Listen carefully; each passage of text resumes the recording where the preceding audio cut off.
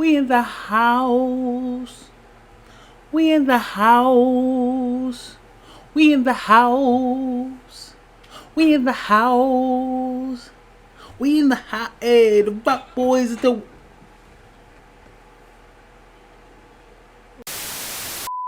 What's going on, you guys? It's your boy Darrell Moses of the Real Sports, and welcome back to another video. Y'all miss me? I know I took a week off. That's because I had some things to take care of, especially with my hair. As you see, I still don't got a haircut. Haircut is coming soon, but my sister was supposed to be doing my hair, but she's just been procrastinating from it. So I still gotta get these videos out the way. I missed yesterday's video because I waited for today to record this video, and today is the day. The NBA Finals finally kicks off between the Bucks and the Suns. And I don't know about y'all, but I feel like I got a breath of fresh air when it comes to these finals, to be honest with y'all. For the longest, just felt like it was Cleveland and the Warriors, and it just got overplayed and it just got boring, especially towards the end of the whatever you call that rivalry. But this Bucks Suns series is definitely gonna give us a breath of fresh air. Now let's get into some key points as we're previewing this series that kicks off tonight at 9 p.m. on ABC. The Suns won the regular season series 2-0, but both those games were decided by 1 point, and one game went to OT, and another was without Jrue Holiday. Now, I don't know if that OT game was without Jrue Holiday or with Jrue Holiday. I'm not sure. I didn't go back and look, but one of those games were without Jrue Holiday. With that being said, let's get into some of these key points. Giannis' health. As of right now, I don't think nobody knows if Giannis is going to be playing, well, let alone tonight, but I don't know if he's going to be playing at all in Phoenix. He might play Game 3. We'll see. I was watching the NBA media availability today, and right now it's on my TV right now, and Coach Budenholzer and everybody was like, they doubt that Giannis is going to play tonight. So number one question is Giannis' health. And even if Giannis plays in Game 2, I doubt he's playing tonight. I'm pretty sure we won't see him tonight in Game 1. But even if Giannis plays Game 2, which would be a surprise, the Suns are still the better team with Giannis on the court. Now, with that being said, the Suns do struggle with matching up with teams who have better length than them. And if you had Giannis, the former Defensive Player of the Year last year, not this year because Rudy Gobert won, and you see he got exposed. Just saying, he got exposed. But Giannis did win the MVP and the Defensive Player of the Year, which I don't agree with at all, but we're going to move on. He won it last year, so you're adding back a former Defensive Player of the Year to go with a great defensive team in the Bucks. The beauty about the Bucks is they have so many people to match up with Chris Paul, Devin Booker, and DeAndre Ayton. Like, they match up so well. There are so many different bodies, so many different types of players they can throw at them. Which leads me to my next point. Let's talk about matchups. Chris Paul versus Jrue Holiday. This is going to be a great point guard matchup. First of all, you got the point guard and Chris Paul going up against not really a young, he's not young at all, matter of fact, why am I even saying it, but the older veteran Jrue Holiday, but he's been aggressive lately.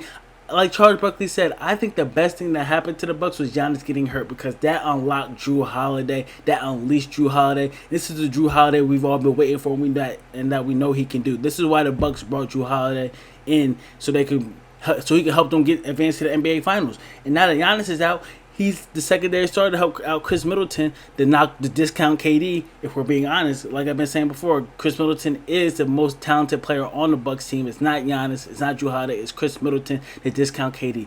But this Paul versus Jrue Holiday, I'm so excited to watch it. I'm pretty sure Jrue Holiday is gonna be picking up 94 feet, just like he did Trae Young on Chris Paul tonight, and I can't wait to see that matchup. But also, who does PJ Tucker guard? This is what makes the Bucks so unique and so tough to match up with. They literally have the luxury of throwing different players on Paul and Booker. I know I just said that like 2 minutes ago in this video, but it's just worth reiterating. Like, they can throw physicality on Booker, who was struggling when he was matched up with a physical defender in Patrick Beverley. So imagine what he's going to go through with PJ Tucker if they decide to throw him on him. But if not, they could throw length on Devin Booker and Chris Middleton, or if Giannis comes back, he can play Devin Booker if he wanted to. Or you can throw Jrue Holiday on there if you want some quickness to guard either Booker or Paul. Like, the Bucks have so much luxury on the defensive end.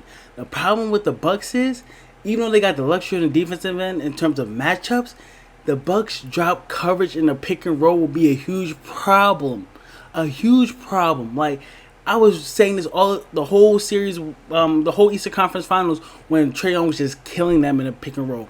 You can't, with Brook Lopez in the game, he kept dropping back, and Trae Young just kept getting to the paint, hitting floaters, not really hitting mid-range. He was literally hitting floaters from the mid-range, literally from the free throw line. He was just throwing floaters up, making them, or he was throwing a lob. This drop coverage cannot happen in the NBA Finals if the Bucks expect to win. Why? Because Booker and CP3 eat in that mid-range game off the pick and roll. that high pick and roll at the top of the key to get to that foul line area and pull up. See, that's what CP3 has been doing his whole 16-year career. And now he's got the young buck Devin Booker alongside him, showing him the ropes.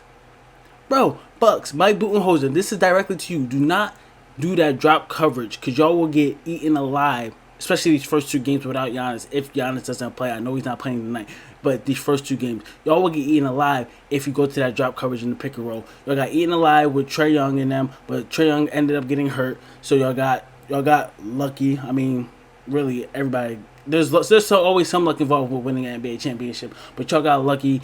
Trae Young got hurt, the Bucks, and other than that, the Hawks is not the Suns by no means. All respect to them, Nate McMillan, all them boys. The Hawks are not the Suns. Why? Because the Hawks only have 1 superstar.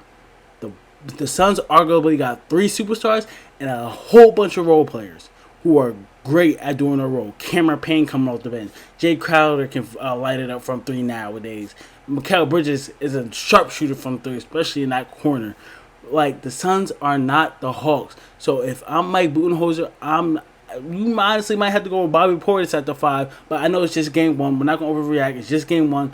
It's kind of a feel-out game for both teams to see how they like their matchups and who to insert into the lineup and what adjustments they need to make. So game 1 is really just a filling out process, but I do expect this game to be very close. Like I said, both the regular season games were decided by 1 point and even 1 win in the OT, so I do expect this to be a close game. I do expect this to be an exciting series, but Mike Budenholzer, no drop coverage, or CP3 and D-Book will light you up from the mid-range. Another problem is the Bucks' 3-point shooting. The Bucks literally went from one of the best 3-point shooting teams to the worst 3-point shooting teams in the playoffs. And it's crazy because that's what got them to the finals, them being a bad 3-point shooting team. But when they had a whole bunch of shooters around Giannis, which is I love that makeup of that team where they had a whole bunch of shooters just around, where it was Kyle Korver, Brook Lopez, Chris Middleton, George Hill, all them boys who could just come off the bench and shoot threes. That was such a great setup, but they just couldn't advance.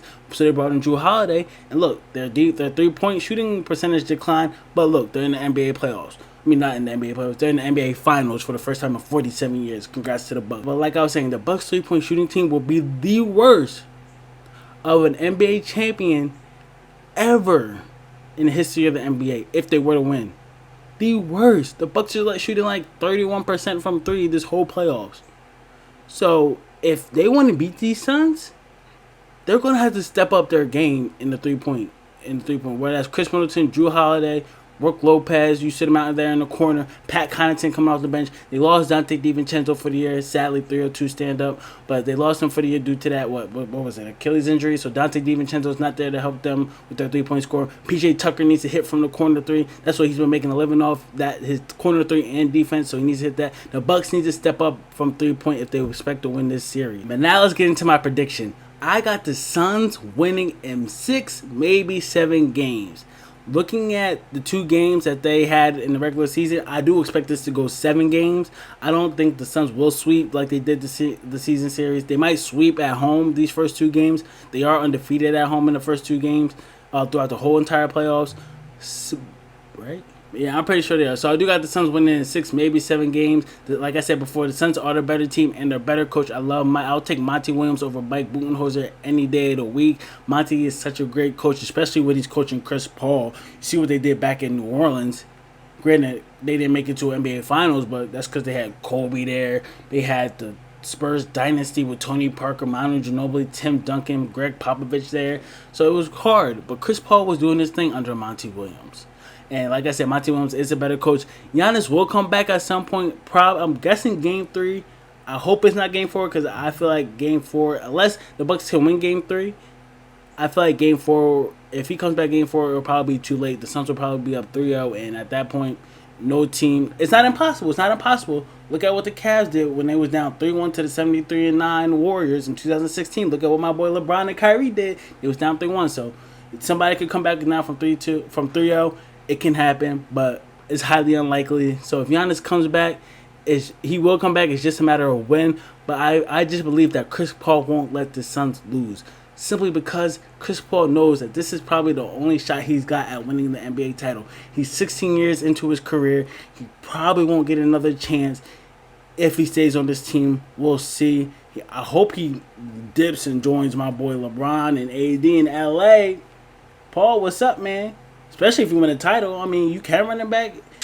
That's the beauty of this thing. If Chris Paul wins the title, he can run it back with the Suns, or he could be like, all right, I did my job here. Let me go on and play with my boy LeBron in LA. I'm a free agent this year. Let me go play with LeBron and AD and go get me another chip, another ring in my 17th season. But hey, we'll get into that in the all-season videos. But right now, let's focus on the NBA Finals. Chris Paul won't let them lose. I do believe, overall, I do just want Chris Paul to win his first ring. I'm a huge Chris Paul fan. He deserves it. He's got it out the mud every single time. He's never went against the grain. He's always worked for everything. You see what he did in Houston, helped turn that franchise around. Clippers, he helped turn that franchise around. Literally, every team Chris Paul has been on, he's turned that franchise around. Every team. Especially, look what he did last year with the Thunder. Had a 0.2% chance of making the playoffs? And they ended up being a fifth seed? It lost to the first round to the Rockets after it went 7 games. Yeah, Chris Paul, most valuable player ever. I'm gonna make a video about that too. But like I said, and wrapping up this video, my Finals MVP will be the man I've been ranting about this whole time, Chris Paul. Chris Paul will win his first ring, win Finals MVP, and he can ride off into the sunset, go anywhere he wants. And yeah, I'm excited for this NBA Finals. Game 1 starts tonight at 9 p.m. Eastern time. Let me know down in the comment section below who y'all got winning this series. Also, let me know who your Finals MVP prediction is, and also let me know who you got winning tonight's game as well. I know that's a lot of things. So let me know who you got for the series, who you got for the Finals MVP, and who you got for Game 1 tonight. And with that being said, that's all for this video. Now, catch you guys in the next one. Peace.